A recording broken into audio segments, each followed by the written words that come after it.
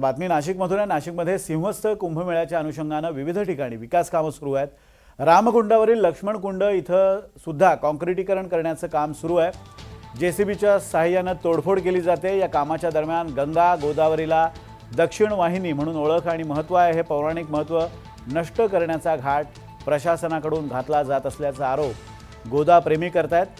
गंगा गोदावरीच्या लक्ष्मणकुंडावरील गंगा गोदावरी नदीचा प्रवाह बदलवून दक्षिण दिशेला पाणी वाहण्याऐवजी पूर्व दिशेला गोदावरीचा प्रवाह बदलण्याचा घाट प्रशासन घालत असल्याने सध्या गोदाप्रेमी आक्रमक झाले आहेत। गोदावरी नदीच्या मूळ रचनेमध्ये आणि प्रवाहामध्ये बदल करण्याचे काम एक परवापासून सुरू होतं।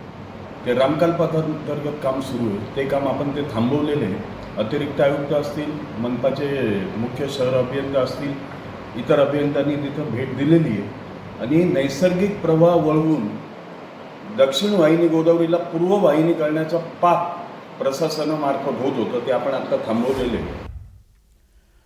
नदीचा प्रवाह दक्षिण दिशेला होता, मात्र तो पूर्व दिशेला वळवण्याचं पाप सुरू आहे आणि त्यामुळे हे काम बंद करावं अशी मागणी गोदाप्रेमी करतायत। त्यामुळे या प्रकरणात आता एक पेच निर्माण झाला आहे। विकास कामं मोठ्या प्रमाणावर केली जात आहेत। कुंभच्या पार्श्वभूमीवर ही सगळी विकास कामं सुरू आहेत, मात्र त्यात काही गंभीर चुका होताना दिसत आहेत।